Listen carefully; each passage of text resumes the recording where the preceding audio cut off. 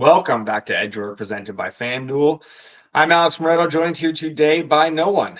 All by my lonesome today on this Monday morning as Matt Albert has started a new job. So Money had something come up relatively late. He will be back with us tomorrow and the rest of the week, as well as our surprise return guest on Monday. But until then, just a solo show. That's it. You're stuck with me today. Hopefully we can find some winners. I did fire on a decent amount this morning. So definitely a lot I like on this Monday card. I will do my best to parse through news and keep up to date with everything that's going on while I'm doing this show. No promises. I'm going to need a lot of help here from my producer in the background, who I have the utmost faith in. I will start by talking about this because Charles did mention it quickly. Bill Zito about to put on an LTIR masterclass. It was a quieter weekend on the trade front. I did expect a little bit more to be happening. Thought maybe, especially Friday night with like only a couple games, that maybe we'd have some news breaking and stuff. We did not really end up getting anything. Saturday night, a big bomb drop though. Seth Jones to Florida. Charles, I love that move for your guys. That was really nailed that one. Sounds like Bill Zito had some help by Seth Jones himself, who kind of only wanted to go to Florida, or maybe Florida or one or two other destinations. Sounds like they didn't have much competition though.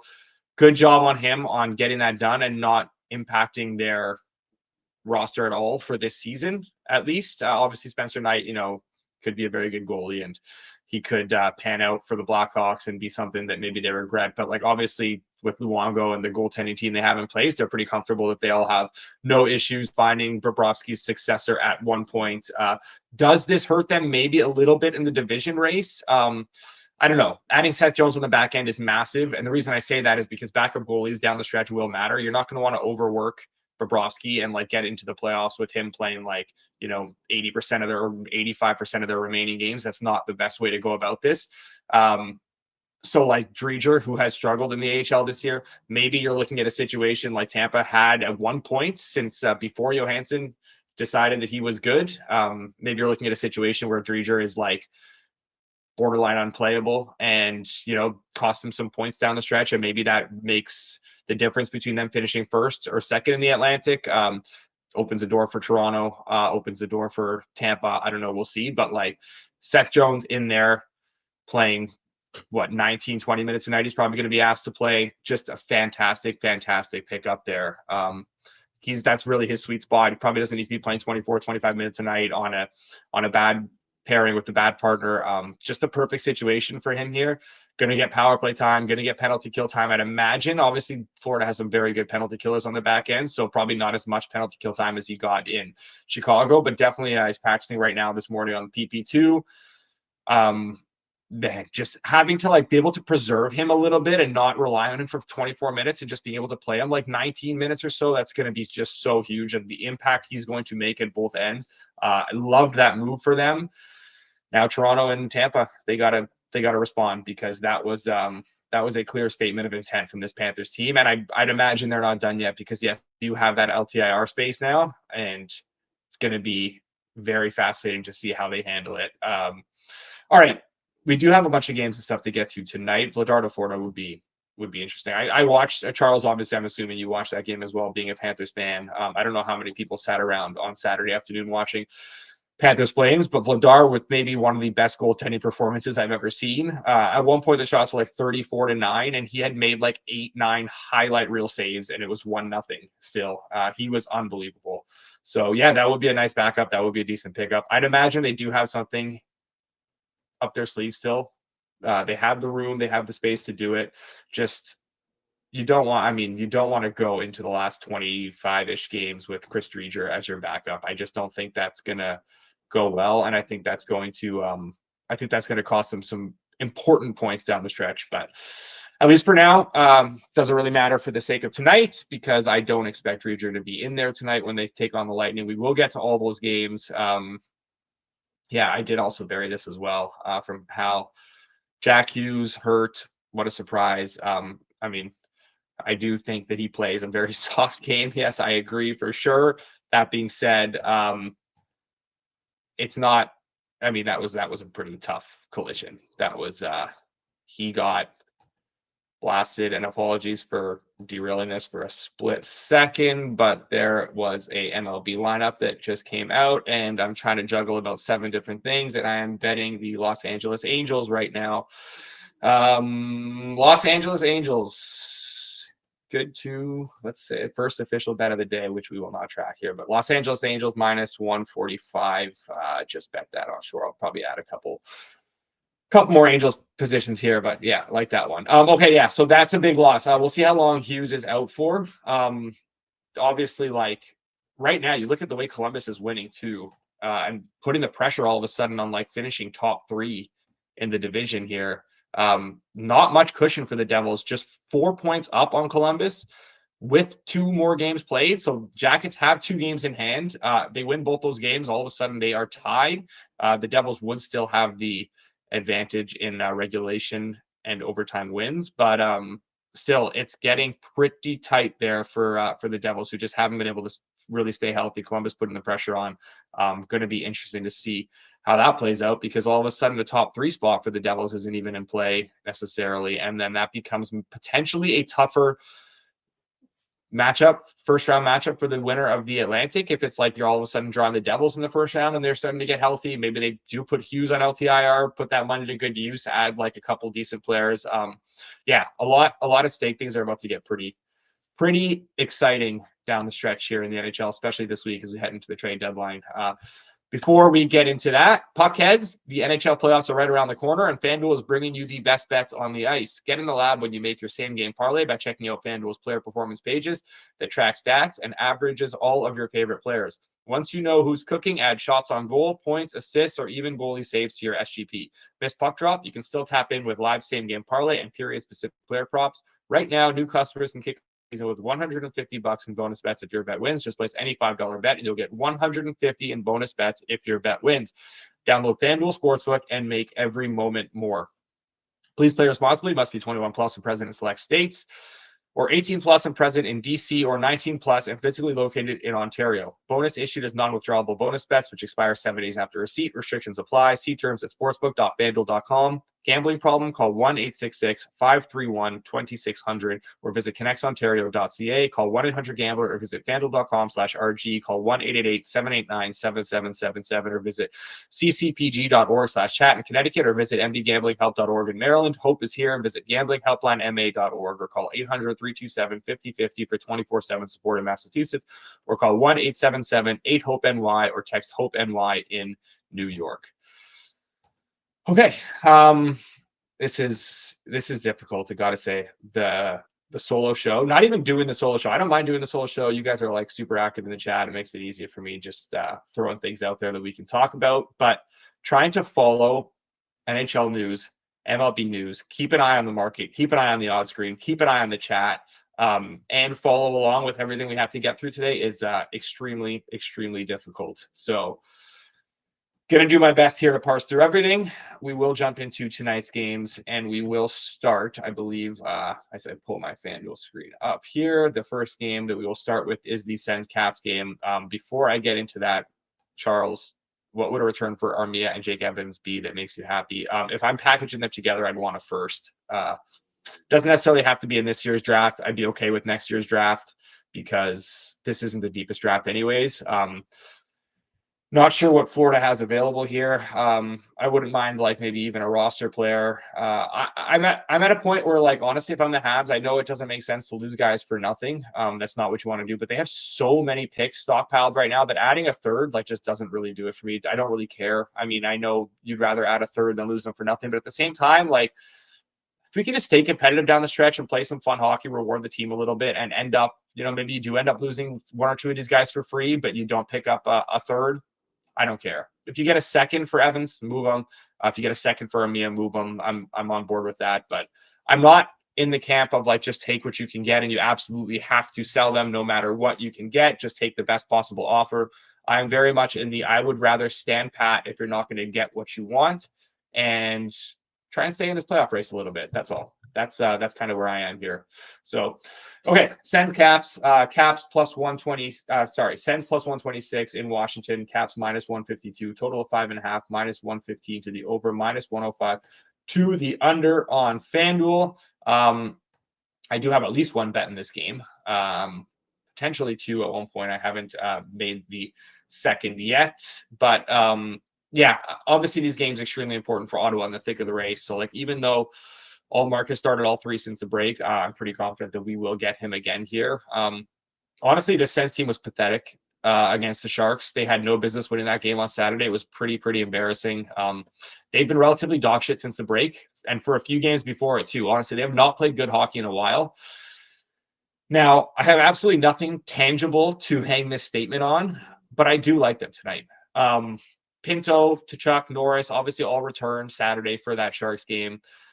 I will give them the benefit of the doubt and say that they needed that game to shake the rust off and kind of reintegrate those guys. They hadn't played in a while. It is a very long layoff for those guys to kind of get back in there and expect them to contribute right away. So maybe just getting that first game under their belt and having it be against the Sharks was a bit of a gift for them, where they're not able to, it doesn't cost them any points and they're able to kind of work through whatever they need to work through and shake the rust off. Yes, it was a really bad game for them. I did not like anything that I saw from them, despite the fact that they did win. But I would expect a much better effort this time around. And I do think there's going to be some intensity here and some urgency, which we'll start seeing translate into their game. The Caps, I am a tad worried about. Not worried that they're going to fall off a cliff or anything, just that water is going to kind of find its level here. That being said, I do wonder if they've kind of been coasting since the break. Like, they were bad in those Calgary-St. Louis games, kind of have to question the effort and intensity.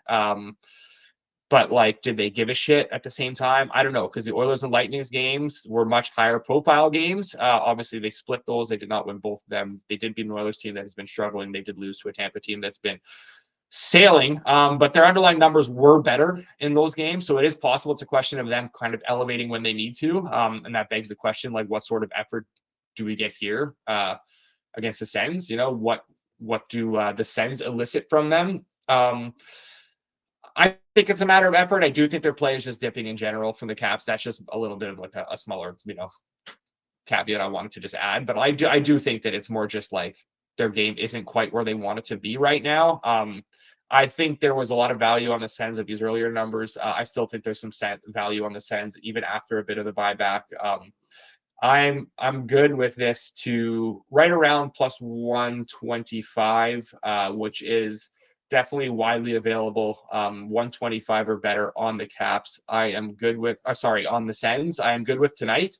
I think there's a little bit, we're kind of betting at like the bottom of the market for the Sens team, just given the injuries they've had and like they haven't been able to have the whole band together for a while. So I do like them in this spot a little bit at this number, and just also a fade of this Caps team. I also kind of lean strongly to the under here. Haven't bet it yet. Kind of want to see where things settle. I don't think we're in a rush to. I don't think it's going to suddenly, sprint towards this under. But under 5.5 plus money. Let's just call it a strong lead for now. I'm not going to lock it in here, but both teams have really kind of dried up offensively a little bit. And I don't know if you guys can hear my dog snoring beside me here. Hopefully not. If you do, just say it in the chat. I'll give him a little kick. But yeah, both teams offensively have really dried up a little bit. Good goaltending matchup here. I think goals are going to be at a premium. Ottawa is obviously best suited to kind of muck this game up a little bit, make it messy, make it slow, kind of drag the Caps into that sort of game. I think that is something the Caps are kind of fine with as well. So that would be my lean there, but I won't lock in anything on the total here, at least for now. But I am good with the Sens. I keep doing that with the Sens 2 plus 125. Next game here, we have the Lightning heading to Florida to take on the Panthers. This should be obviously game of the night. Really looking forward to this one. Even with the Habs on, I probably will have both eyes on this Tampa Florida game tonight. Right now, the Lightning out to plus 116, Panthers minus 140, total of 5.5, minus 118 to the over, minus 104 to the under.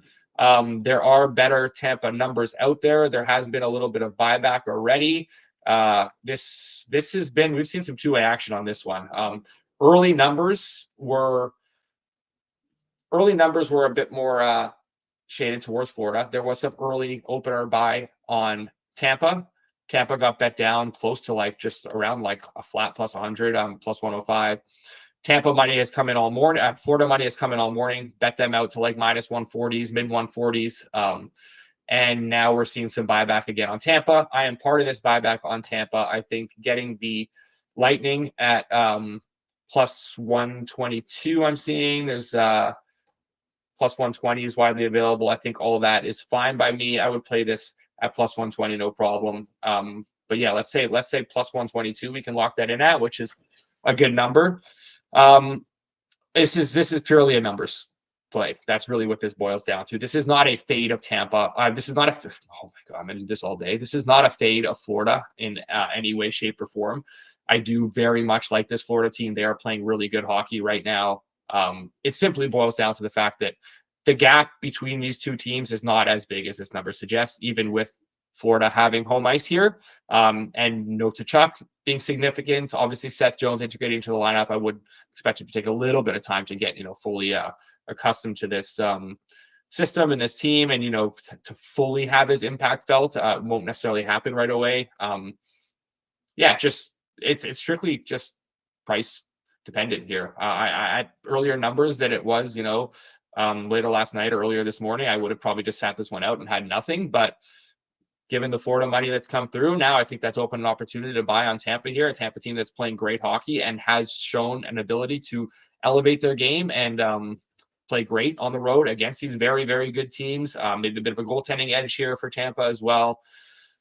That's it. Just boils down to price for me on this one. I like this. I like the way they're playing right now, and I don't think Florida justifies this big of a price tag, even with the minimal, I guess, let's say minimal home ice advantage they have here. So yeah, Tampa for me. One thing to note that maybe we can get to later on as we do our anytime goal parlay, but Samoskevich is on the first power play right now, practicing with the first power play. So maybe an anytime goal look there. I think that's decent. Okay. 2 bets, 2 games, 2 dogs. That's how we start this Monday, I guess. I will not have a bet on the dog in this next game, where the Sabres are taking on my Montreal Canadiens in Montreal. Minus 110 both sides, total of 6.5, plus 104 to the over, minus 128 to the under. I've talked enough about how hard it is to beat teams back-to-back in this league. This is a back-to-back for the Habs and Sabres. They played the other night in Buffalo on Saturday. The Habs were full value for that win. It was a tighter win in the end, but they were by far the better team for much of that game, and were deserving of the 2 points. Now they run it back in Montreal. Montembeault will be back in net for this one. I have talked enough about how I think this Sabres team is a bit of a buy for me down the stretch. But like, this Habs team is also really in a groove right now. They found their game again. The big thing for me has been how dominant Hudson has been since coming back from Four Nations. I think that finding him a proper partner and getting him away from Matheson, 2 guys who are very similar. Matheson also, is not going to be the guy who's going to be there in position when Hudson wants to rush the puck up. He gets his panties all wet and he wants to do the same thing, and he joins them up the ice, and all of a sudden it's a fire drill back in your own end. So getting him on a pairing with Struble, who's defensively very solid, able to move the puck pretty well, that has been significant for him. Just has helped him really just be able to play the game he wants to play, and he has been absolutely dominant on both ends of the ice. You also have 4 lines that are rolling right now. Honestly, I don't know if everyone saw this stat, but Habs now lead the league in players with double-digit goals. They have the most double-digit goal scorers in the NHL this season, which honestly is not something I would have expected. I would not have bet that. I would not have picked them. They would not have been in my top 10 guesses even in terms of teams that have the most double-digit goal scorers. But it's just a testament to like how many guys on this team are contributing, at least up and down the lineup. Maybe they lack, they don't have enough high-end guys, and that's kind of the difference here. But they have 4 lines that can contribute offense, and not a lot of teams can say that, and that makes them difficult to play against on a lot of nights. We'll see if Anderson's going to play tonight. I know he's been battling something. He had another maintenance day. He did not practice this morning. They said maintenance. I'd imagine he'd still be in the lineup tonight. They haven't made any other roster moves as far as I've seen. I haven't been able to really monitor since I've been on here, but I would expect him to play. He's been playing every game despite consistently battling through something. So I can't believe we're at a point where I'm actually saying Josh Anderson matters, but Josh Anderson does matter a little bit right now. He's having a good season, an impactful season. He's making a difference every shift with his energy and his physicality. I think there's a little bit of room here on the Habs. Frankly, I think this should be closer to the minus 120 range. It is pushing out there some rec spots. We're not quite there yet across the board, and I think that's opened up a little bit of value. There is a minus 110. There's a lot of minus 110s, I guess, but there's some, minus 107, even minus 104 out there. I don't think that's a huge edge, but I do think that's a small edge. And I got the hat on, so I'd say let's lock it in. I'm going to lock that one in as well. We're going to have 3 bets in 3 games here, because I do honestly that's probably one of the smaller edges here, but like realistically, I think this should be closer to around like minus, like in the high teens, pushing out to minus 120. I do like the Sabres team. I do think the back-to-back matters, like playing the same team 2 games in a row. I do think that matters, but like I'm just content with getting what I think is still a little bit too much of a discount with Montreal team, given the way they've been playing. All right.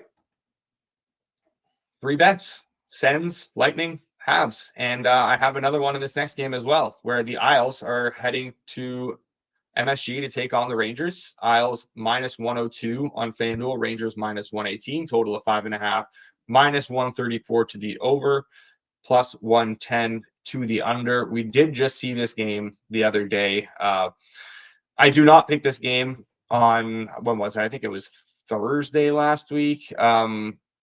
I believe it was Thursday. That was the game that Fox got hurt. It did not play out as it appeared. That final score was very flattering to the Rangers. That was with Fox and Lindgren in there. Obviously, Lindgren has really struggled this year, so I'm not going to say like he matters necessarily to this number whatsoever. But like losing Fox and Lindgren now, like all of a sudden you're getting to a point where it's getting pretty thin on the back end.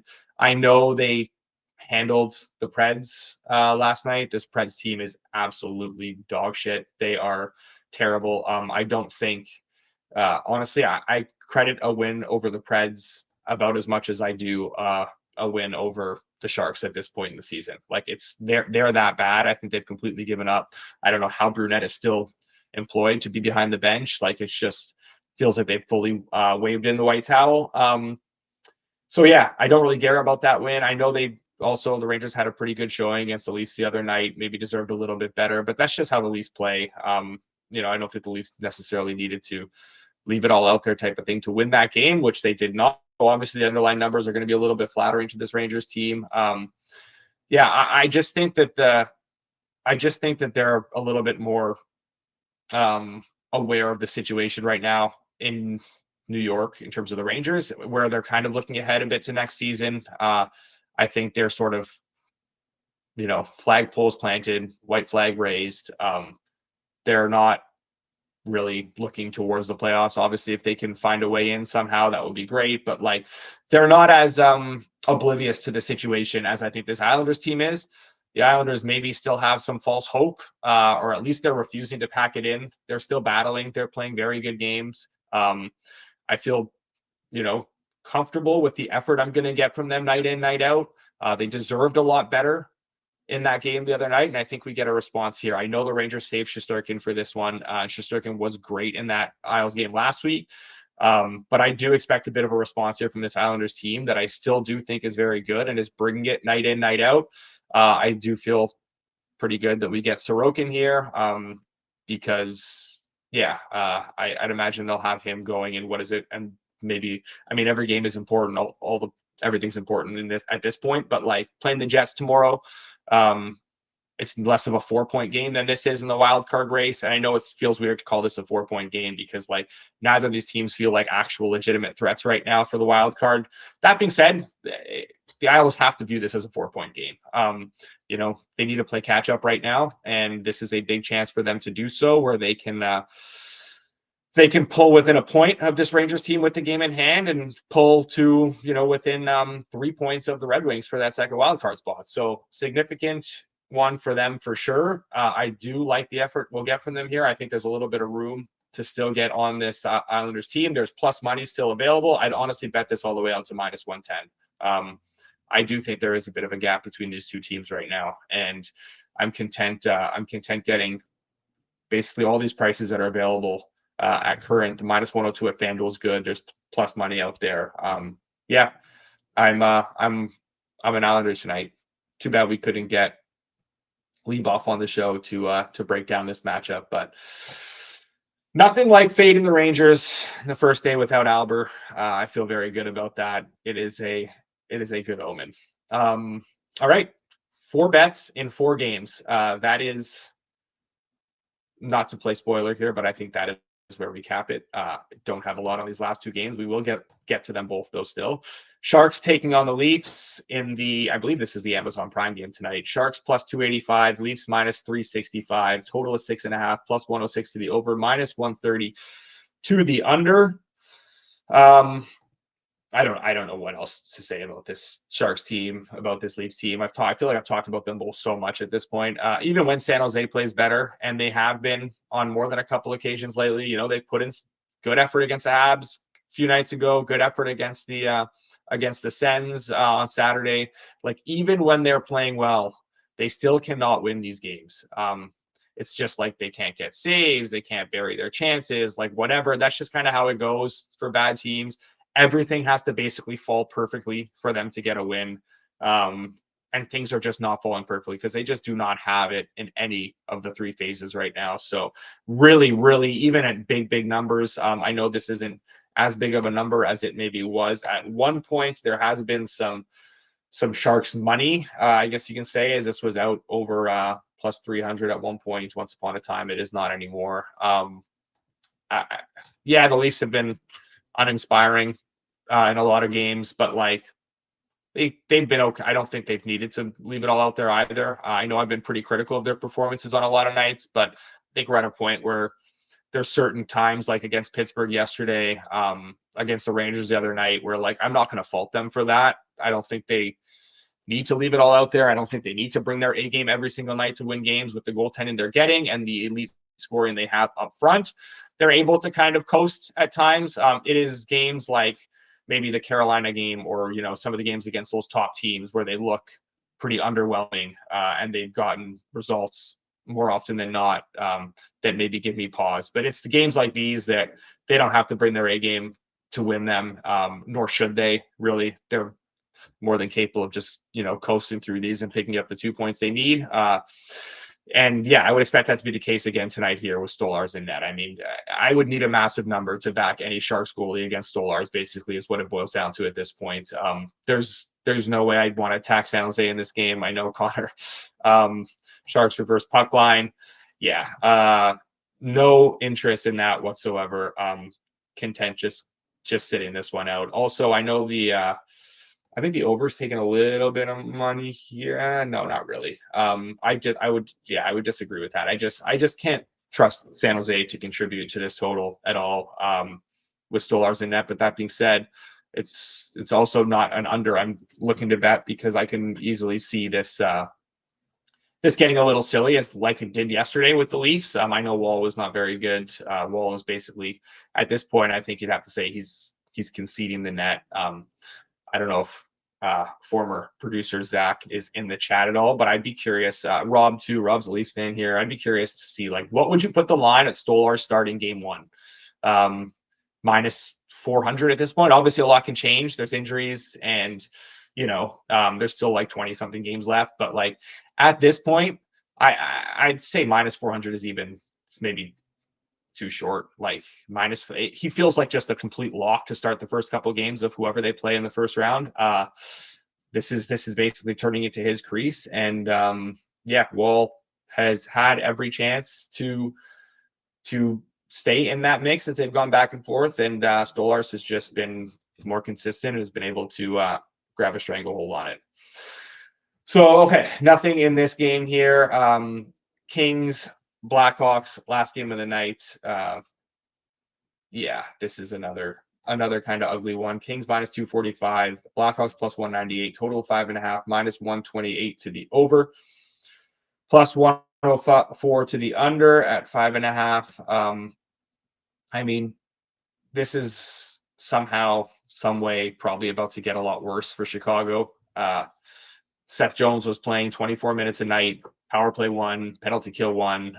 They relied on him for everything, all situations. Their time of ice leader in time of ice per game. He was their power play leader in power play minutes per game. Penalty kill, I think he was right up. He was like just off of Vlasic for most power penalty kill minutes per game. Obviously, he was injured at one point, so he doesn't have the total, but when you averaged out per game, he was right there with Vlasic. Obviously, PK1, PP1. Replacing him, they can't. They cannot replace him on the back end. They just don't have the horses for it. Like Alec Martinez now going to have to be elevated to the top pair. Loved Alec Martinez once upon a time. Very, very good player. Obviously, Cup winner, was fantastic on these Kings teams. He is just way too old to play this type of workload. They're probably going to ask of him now. He cannot do it anymore. Obviously, Brody is absolutely toast. They don't have much on that back end. Maybe just getting Seth Jones out of the room and getting that negativity out of there will help them a little bit. But like, from a purely hockey standpoint, I just do not see how you replace those minutes. I don't think they do replace those minutes. I think it's going to be pretty ugly. This shouldn't be a game the Kings have any sort of trouble with whatsoever. Obviously, the 3 straight losses, I think they kind of need to get back to the basics here a little bit. Allowed 10 goals in their last 2 games. I think we'll see a bit more of an emphasis on their defensive side here. They've been kind of uncharacteristically leaky, and the Hawks have been playing pretty high event games as well.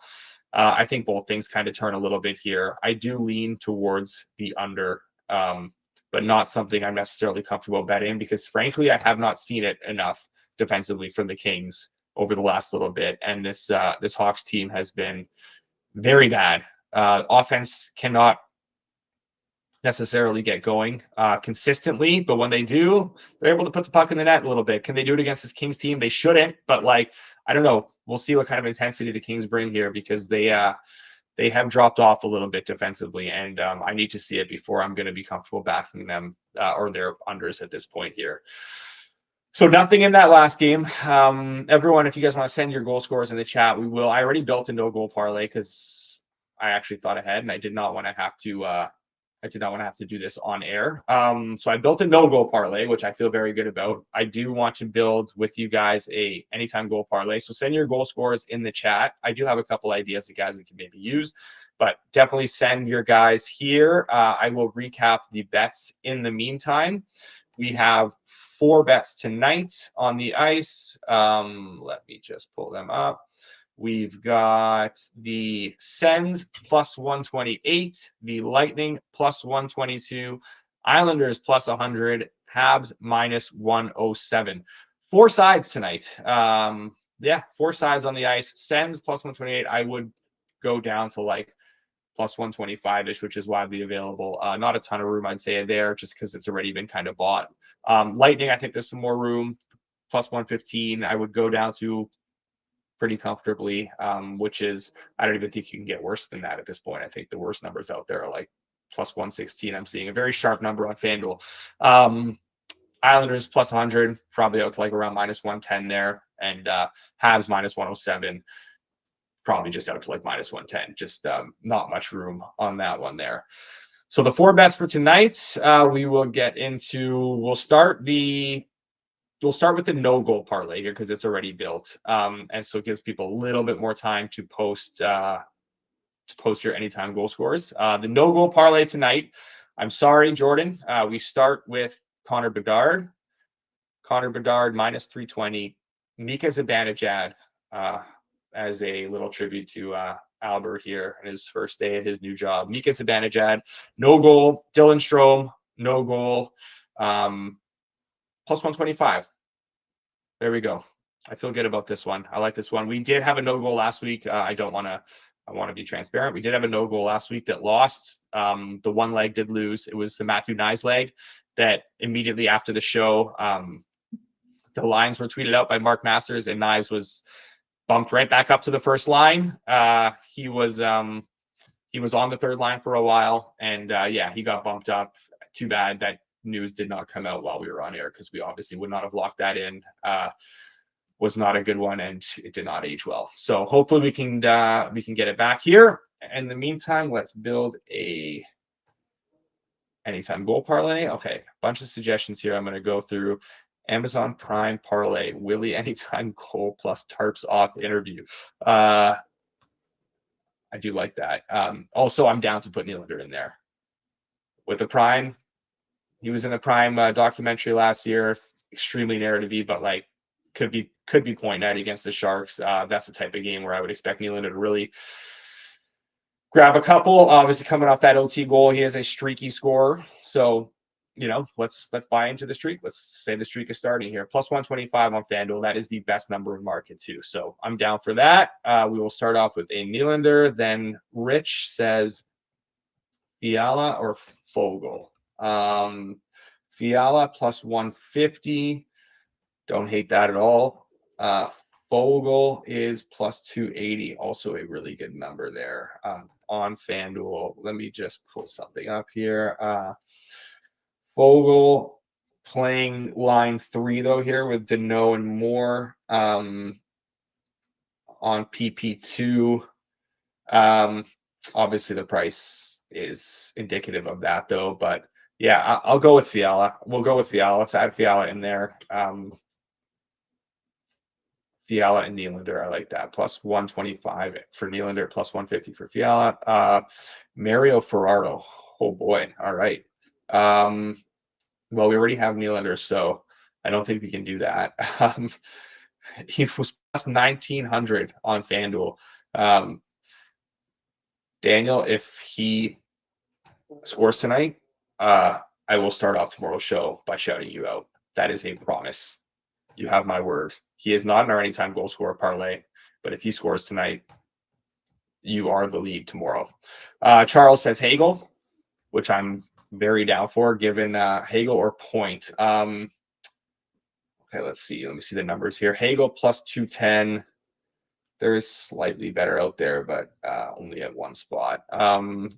Point plus 185.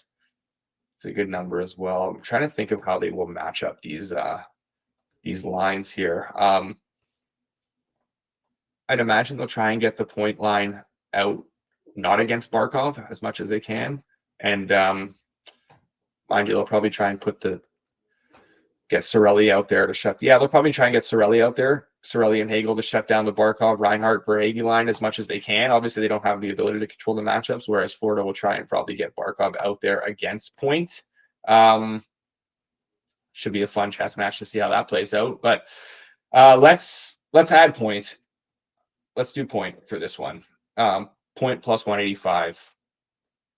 I'm good with that. That's 3. So we got Nylander, we got Fiala, we got Point. We need one more. I think I saw Mackey plus 430 a few minutes ago. Yeah, well, we're not going to add him to this because of the fact that we already have. I don't see a plus 430. Best I'm seeing right now is plus 360, but I don't have everything up on my on screen either right now. So it's possible there's better. I think that is worth just a